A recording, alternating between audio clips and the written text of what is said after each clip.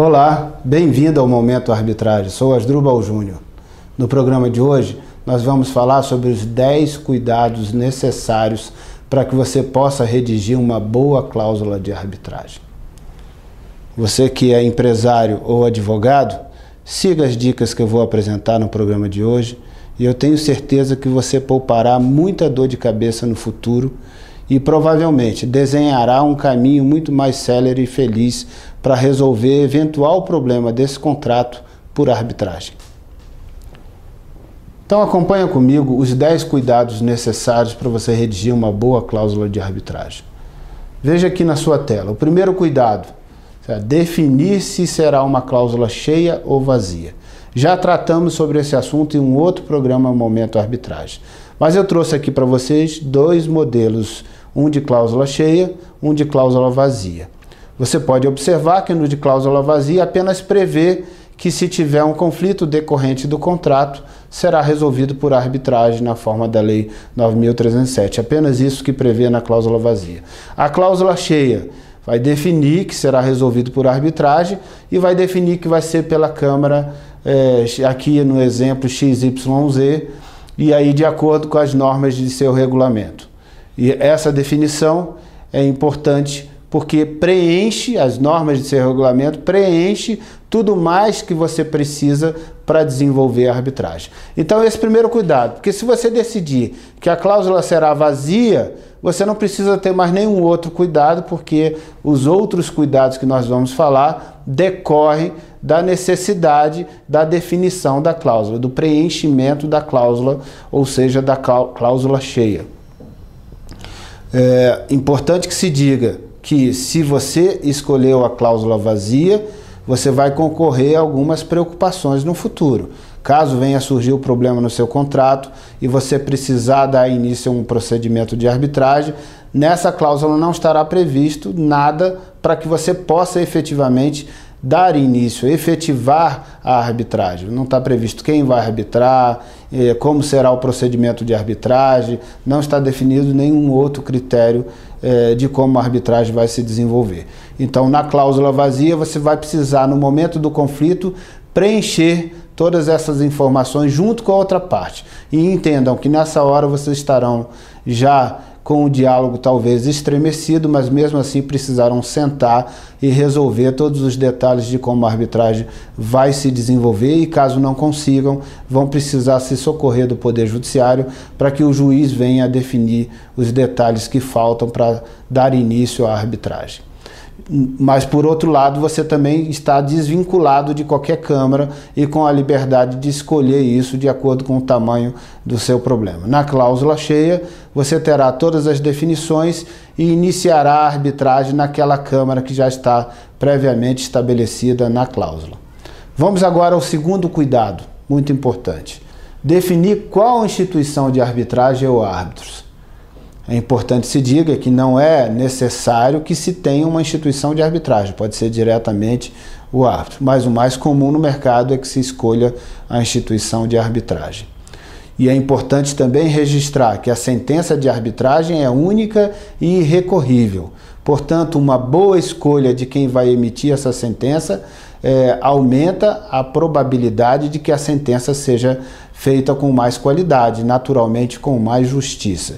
E uma má escolha pode levar a uma sentença ruim e ela será definitiva e irrecorrível. Então se preocupe em escolher bem. Então nessa hora eu coloquei algumas recomendações. Pesquise o nome da Câmara, pesquise as pessoas que dirigem a instituição, pesquise a relação de árbitros que atua diretamente nessa Câmara, verifique a sua reputação, a credibilidade da Câmara e de todas as pessoas envolvidas, verifique há quanto tempo já existe a Câmara, não necessariamente por ela ser jovem, ela será ruim ou não terá credibilidade, mas esse cuidado de verificar o tempo de existência é interessante também, porque se já tem muito tempo e você não encontrar referências negativas, isso é algo mais para você, ou você terá uma chance maior de encontrar alguém insatisfeito, você poderá conversar um pouco mais sobre o assunto. Verifique a localização para ver se é de fácil acesso para você, se não vai envolver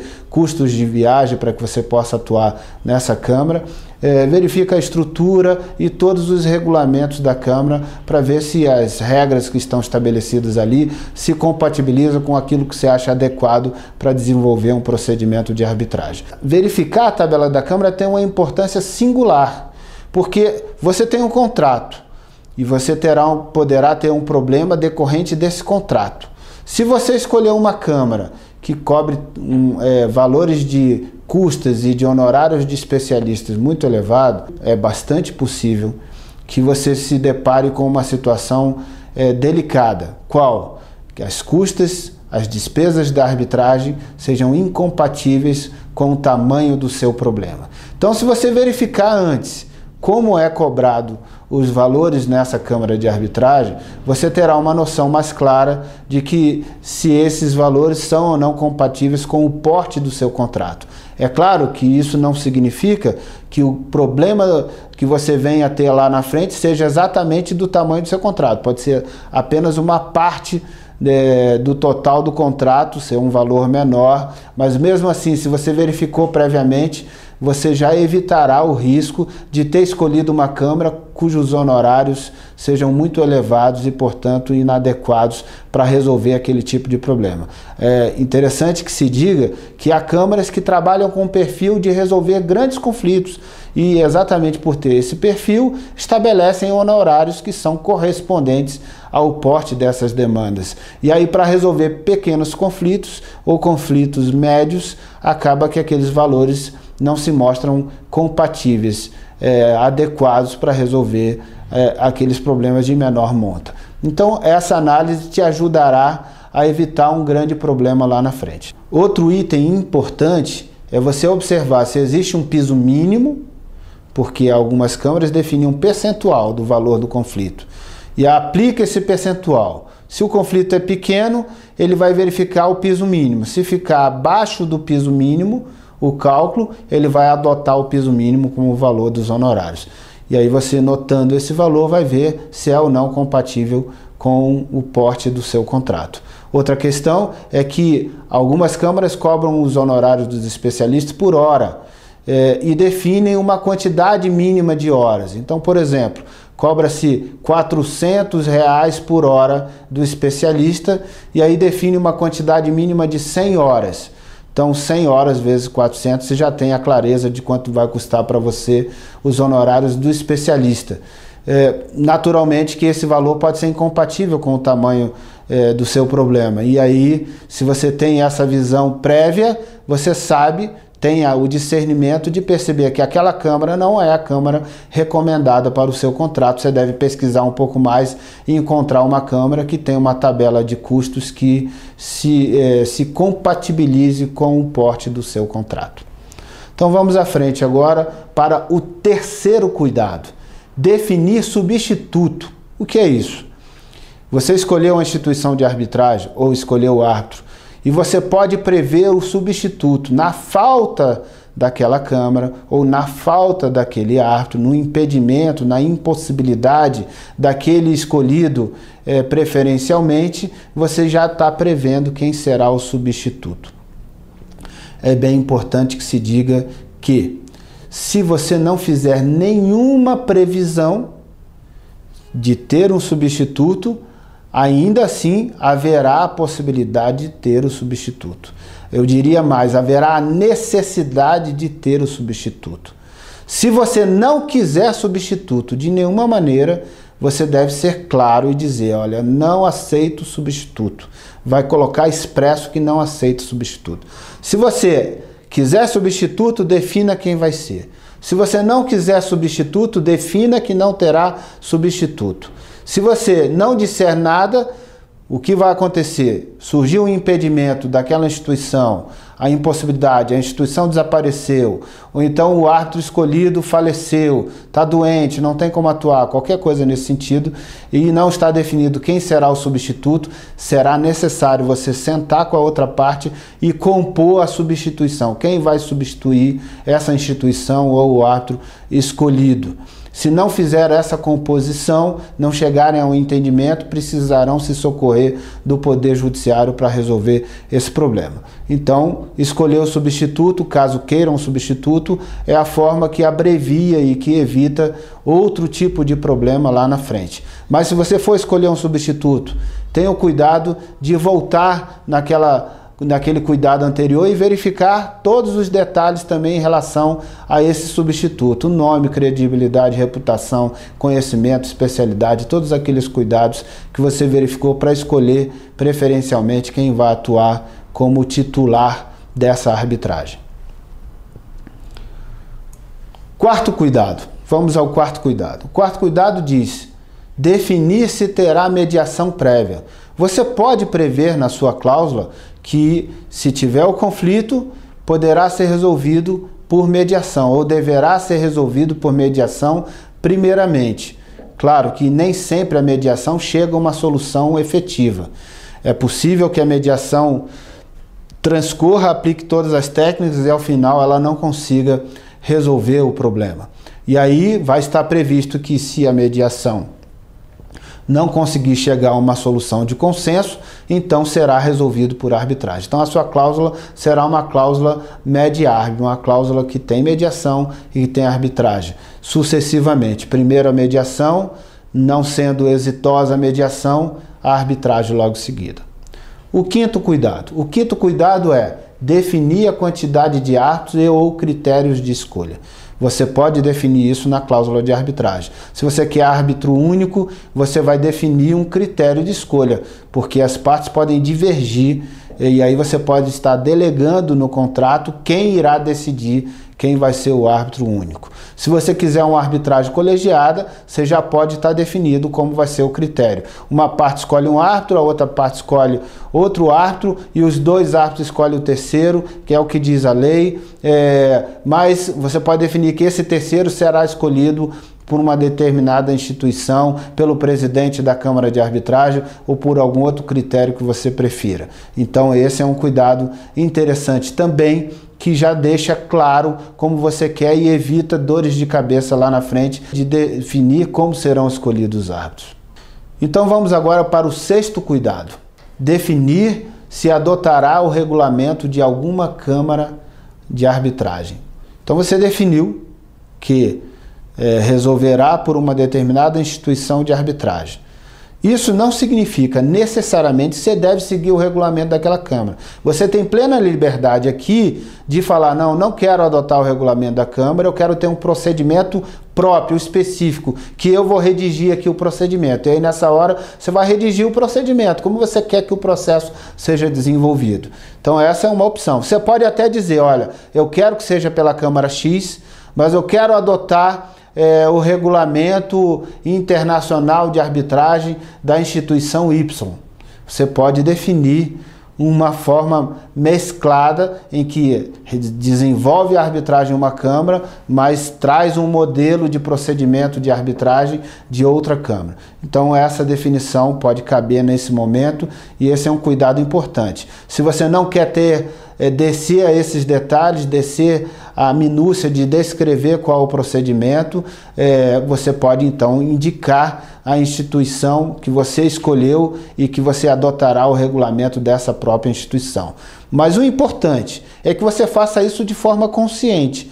E para você fazer isso de forma consciente, é absolutamente relevante que você conheça esse regulamento, que você antes tenha consultado o regulamento, tenha lido o regulamento, entendido ele na sua plenitude e veja que ele compreende adequadamente uma solução que satisfaz as suas aspirações. Então, tenha essa preocupação. Se você vai indicar uma Câmara e adotar aquele regulamento, se preocupe antes de consultar o conteúdo desse regulamento para ver se de fato ele está compatível com aquilo que você acredita adequado para resolver o problema decorrente daquele contrato.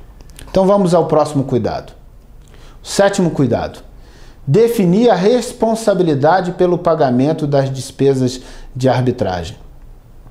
Você pode desde logo definir na cláusula de arbitragem quem vai pagar, como vai ser pago, como vai ser dividido, rateado, se cada parte vai arcar com 50% dos honorários das despesas de arbitragem, independentemente de qual seja o desfecho dessa arbitragem, isso pode estar definido. Se você vai definir que a arbitragem será paga por uma das partes, porque ela tem um poder econômico maior que a outra, ela está numa relação de mais poderio e naturalmente assumiria o ônus dessa arbitragem, então isso pode estar definido, é disponível, não há nada que se impeça, desde que haja o acordo de vontade, pode se definir como será pago. Ou pode definir, por exemplo, que a arbitragem será adiantada pela parte que demandar, que apresentar a demanda, mas será de responsabilidade da parte vencida na proporção que for fixado pelo árbitro, e a parte que apresentou a demanda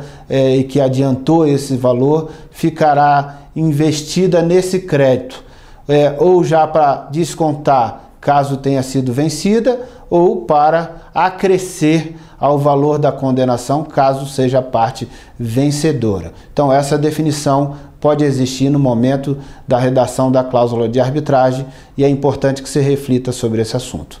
Vamos ao 8º cuidado. Definir o foro de eleição da Justiça Pública. Você deve ter se assustado um pouco com esse 8º cuidado. Mas como assim definir o foro de eleição da Justiça Pública se eu estou escolhendo o caminho da arbitragem? Sim, você está escolhendo o caminho da arbitragem e o caminho da arbitragem é o caminho único para resolver o conflito. Porém, há situações pontuais em que você poderá precisar se utilizar da Justiça Pública. E quais são essas situações pontuais? Caso a arbitragem ainda não tenha sido instituída, ou seja, você está previsto no contrato a arbitragem, surge o problema, surge uma situação urgente, mas ainda não se escolheu os árbitros, a arbitragem não começou. Então, você tem um problema urgente que precisa ser resolvido antes mesmo dos árbitros terem sido definidos e que a arbitragem tenha começado. Então, você precisa de uma medida cautelar. É uma medida cautelar que precede, que antecede a instituição da arbitragem. Aí, essa medida cautelar será apresentada no foro de eleição, caso você tenha escolhido um foro de eleição. Outro exemplo que você pode utilizar o foro de eleição. A cláusula de arbitragem é uma cláusula incompleta, que precisa que o juiz público defina os detalhes, já que as partes não se entenderam sobre os detalhes necessários para começar a arbitragem. Então, o foro de eleição será aquele juízo responsável por definir quais são os detalhes que faltam, que estão em lacuna para que a arbitragem aconteça. Outro exemplo que você pode precisar desse foro de eleição. Sai a sentença de arbitragem, a parte vencida não cumpre espontaneamente essa sentença e você precisa levar uma execução forçada. Então essa execução forçada será nesse foro de eleição. Outra situação pontual que pode existir também a necessidade do foro de eleição é se a arbitragem precisar de alguma medida coercitiva. Lembre-se que a arbitragem não tem a espada que a justiça tem. Se ela precisar o uso da força, ela vai precisar se socorrer do poder judiciário. Se tem o foro de eleição, será esse órgão fracionário da justiça que será chamado a emitir o comando de força para cumprir aquela medida necessária que os árbitros entenderem. Então, esse é um ponto que justifica por que conviver o foro de eleição da Justiça Pública com a cláusula de arbitragem. Mas aí é importantíssimo que se tenha um cuidado muito delicado de que a cláusula não se torne dúbia, não se torne confusa a ponto de invalidar a escolha da arbitragem. Ela tem que ficar claro que a arbitragem é o caminho único para resolver os conflitos decorrentes daquele contrato e que a eleição do foro é apenas para aquelas situações em que se mostrem necessários a utilização do poder judiciário nessas hipóteses que eu acabei de descrever. Então, deixou isso claro, não haverá confusão nenhuma e a sua cláusula ficará mais completa e efetivamente mais feliz porque escolheu aonde vocês querem demandar na Justiça Pública se isso for indispensável. Vamos então para o 9º cuidado. 9º cuidado.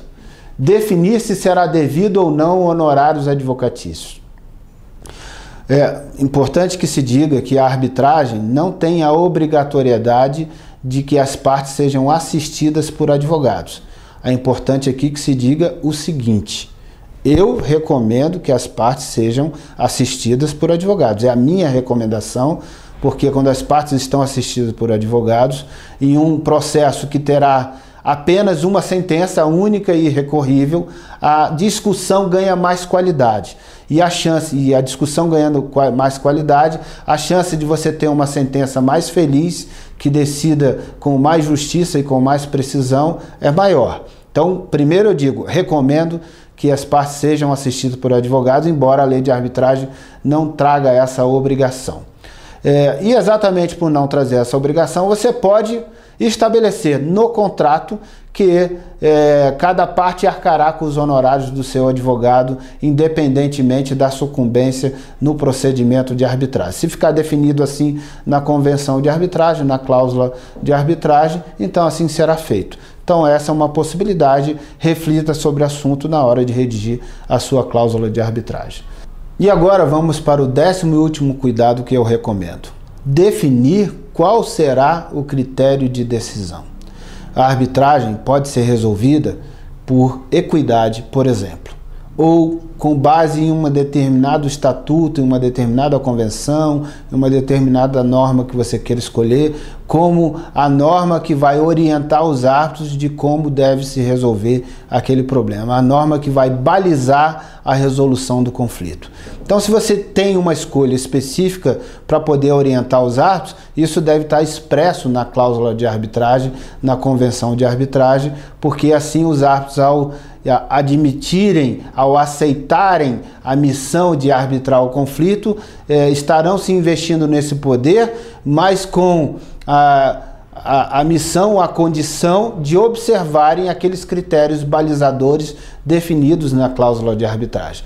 Então, se você quer que seja resolvido por equidade, coloque na cláusula. Se você quer que seja resolvido com base em uma determinada norma, coloque na cláusula de arbitragem. Se você não faz questão de nada disso, então a cláusula não precisa fazer qualquer previsão sobre esse assunto, e lá na frente, quando for feito o termo de arbitragem, pode ser complementada essa informação, mas claro, nesse momento o conflito já está estabelecido, nem sempre o diálogo entre as partes para que convencionem por essa escolha está muito propício, muito adequado, porque a relação já está enfraquecida, a relação está turbulenta, às vezes pelos sentimentos que envolvem a disputa.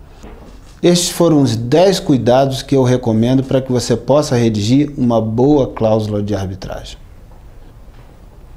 Eu estou absolutamente certo que se você seguir cada um desses passos que nós falamos no programa de hoje, você vai chegar ao final com uma cláusula bem redigida, que compreende tudo o que é necessário para que você possa desenvolver uma arbitragem com mais precisão, com mais celeridade e finalmente chegar a uma conclusão mais feliz para o seu problema.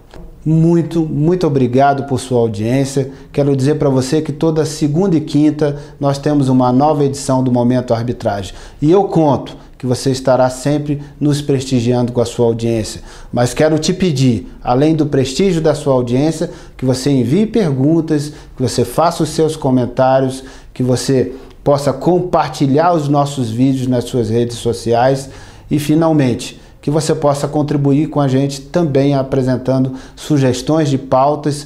E se você tiver um blog, um site, quiser fazer uma parceria com a gente, o meu e-mail está aí na tela, manda para a gente. Se você tem uma empresa e quer patrocinar o nosso programa, ficaremos muito felizes pelo seu patrocínio. Mande um e-mail para mim que a gente vai conversar sobre o assunto.